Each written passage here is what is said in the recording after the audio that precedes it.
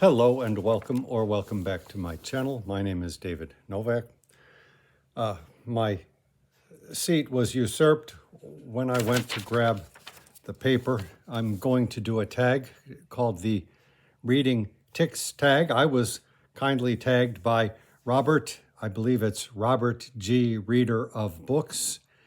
And this is a tag that was created by Kevin Towle, who comes up with some very interesting tags. And I will just try to breeze through this one fairly quickly.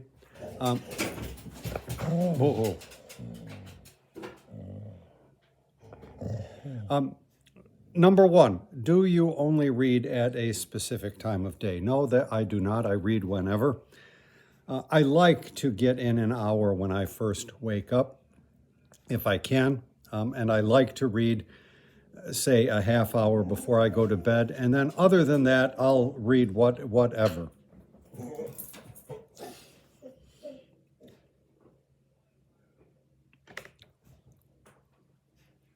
Two, do you prefer to read in your work everyday clothes, or are you partial to reading in PJs or comfy clothes? I prefer comfy clothes, meaning usually sweats. Some kind of a hoodie serves me well, sweatpants. In the summer, it would be lighter fare. Number three, and generally no shoes. Three, what is your favorite reading spot? Couch, chair, bed, outdoors, somewhere else? Well, this is my favorite reading spot, in the corner of this sofa, which you have seen in other videos.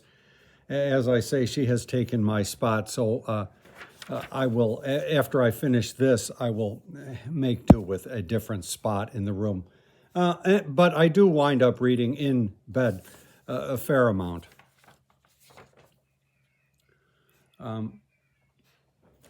Number four, do you snack while reading, or is this a no-go? Generally, it's a no-go. When I get up in the morning, I eat a breakfast, which really is more like a snack. And that is when I tend to put on YouTube and watch videos while I'm doing that, because all kinds of splatters and spills can occur.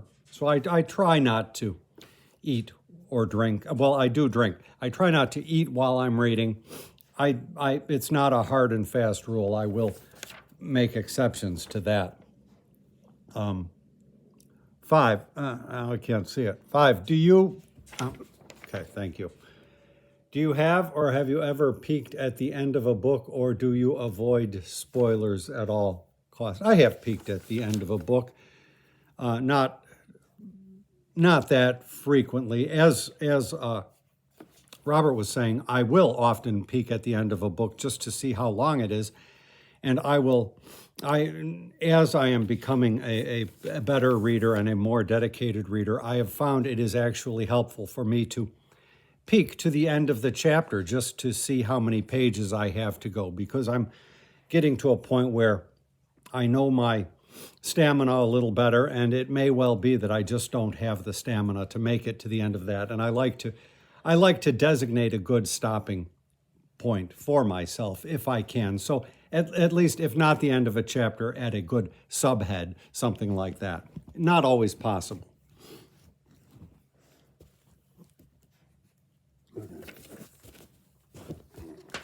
Okay.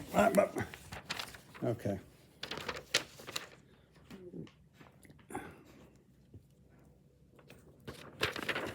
And he is on my lap.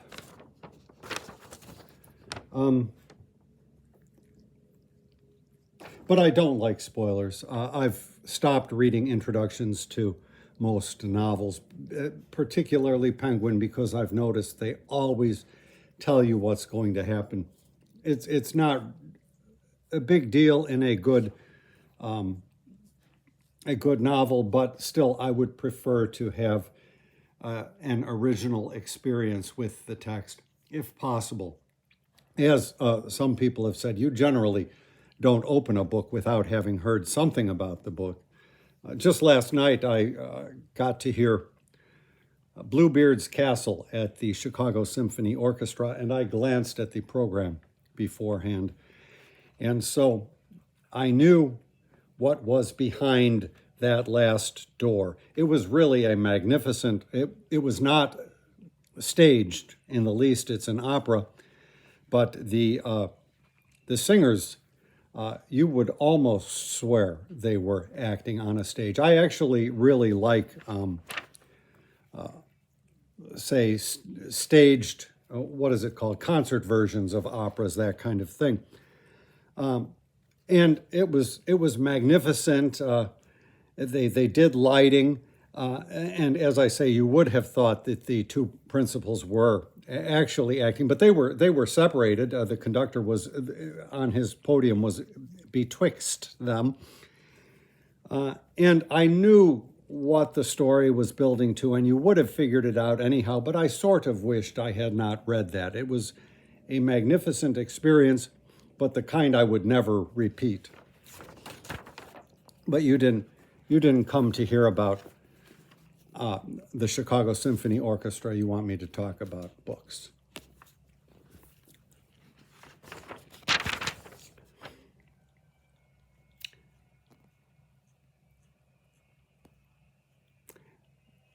Name a time. Number 5. Oh, wait, whoops, I goofed up here because I've got two different, I've got two different tags on one sheet. I've got the spoiler book tag and the Reading Tics Tag, and I slipped over to the wrong one. So I will edit that out if it's possible, but maybe I will just leave it in because of the cat and dog action. That may well be what got me off track.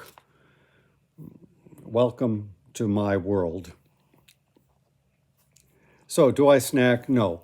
Number 5, have you ever peeked at the end of... Oh, okay, so that was fair. Number 6, do you prefer first person or third person narrative, or do you care? Yes, I do care. Generally speaking, if it's well done, then no, I don't care. But generally speaking, I would prefer just straightforward third person narrative in a novel. He stood up and looked out the window, or whatever.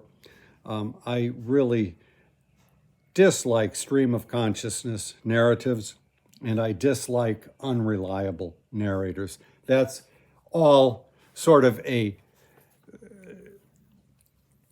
facet to novel writing that has become immensely popular, I think, in the wake of Mark Twain's Huckleberry Finn.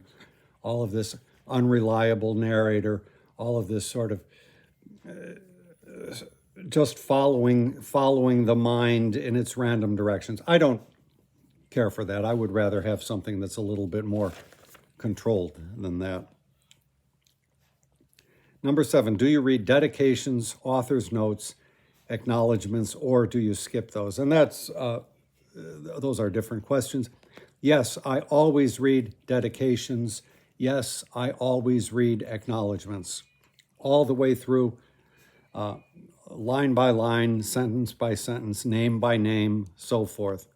They're often very enjoyable reads. And as far as notes, that really depends. Oftentimes in a book, I've talked a couple of times, the David Roy translation of Plum in the Golden Vase. It's heavily annotated, and most of those notes you just don't need at all. You can skip them. And that was also the same with Gibbon's Decline and Fall of the Roman Empire. Most of those notes you absolutely don't need.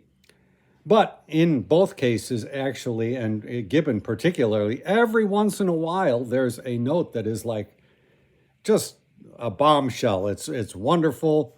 Maybe it will be a bit of snark that you hadn't expected, or what have you. So it's good to keep abreast of them if you can. I was able to do that less. Now he's chewing on this.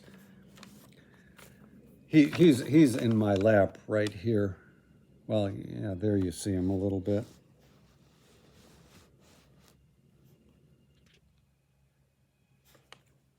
Yep, there he is. Up.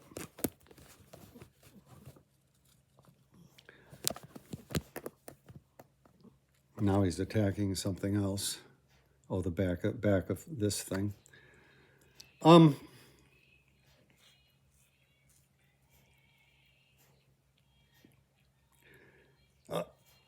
Author's notes. Like if I'm reading on an ebook, sometimes you'd think that just pressing the link would make it easy to go to the note, but obviously the best is at the bottom of the page. The current book I'm reading, The Archaeology of Ancient China by K.C. Chang, has them at the bottom of the page, and then you can tell at a glance whether it's worth your looking at or not. Number 8, do you have a favorite reading beverage? And as Robert said, I tend to start the morning with coffee. I will carry on coffee through the day, and then at some point I will switch over to tea. Sometimes I will switch it up and perhaps have a glass of wine. There was a while when we were having a lot of Aperol spritzes. I think that's what it's called. Generally, that it would be the exception. My preferred beverage, though, would be coffee. I just opt to switch away from that as the day wears on. Number 9, how do you decide what to read next? TBR, mood, goals, random choice, and it's all a combination of that. So I have sort of the project I'm working on right now, which is reading a whole series of books of Chinese archaeology, somehow that the author K.C. Chang has a connection to. So he may have translated, he may have edited the book, and he may have written the book. I started January with the plan to read all of B. Traven's Mahogany Cycle, a series of 6 books which he wrote pertaining to the harvesting of mahogany in Mexico, I think Chiapas.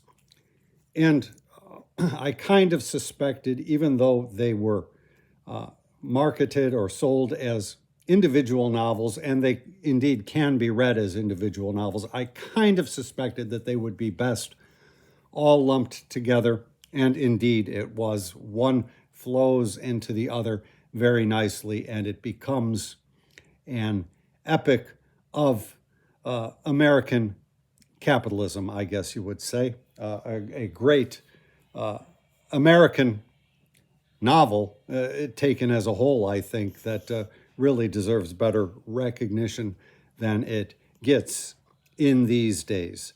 But I will just pick things up randomly and read them. I am making a point to do that less this year. And otherwise I will read by what my mood is. But as I say, this year is a little different. I started with the Traven books as a project. I got through it in 1 month, which kind of surprised me. I thought it would take longer. And then, so I was left in the lurch for another fiction book. I like to have fiction going and nonfiction going simultaneously, not with each eyeball simultaneously, mind you. And so I was at a loss. I've kind of thought that I would like to read The Dream of Red Mansions this year, but with all of this Chinese archaeology, that might be too much. So I had contemplated starting that once I finished the B. Traven, what is it? Is it a cestology? And so that is why I picked up the Tale of the Heike, a Japanese classic, because I just thought, well, I'm pretty tightly focused in China right now, maybe reading, choosing fiction from a different geography would be best. And so I don't know when I finish, if I finish the Tale of the Heike, if I will go into the Dream of Red Mansions as I intended, or just choose something else. So that's kind of roundabout. Robert, thank you very much for tagging me, and I think you tagged me also in the spoiler book tag, but also James at Quaint and Curious Volumes tagged me in that one, and I hope to be getting to that one very soon. So I will leave this here. Thank you very much for stopping by my channel, and I should say that I will put in the description box, besides the, what are they called, prompts, besides the prompts, I will put links to the other video versions of the tag by Robert and by Kevin, if I think of it. As you know, sometimes I get distracted around here. Thank you very much for stopping by my channel.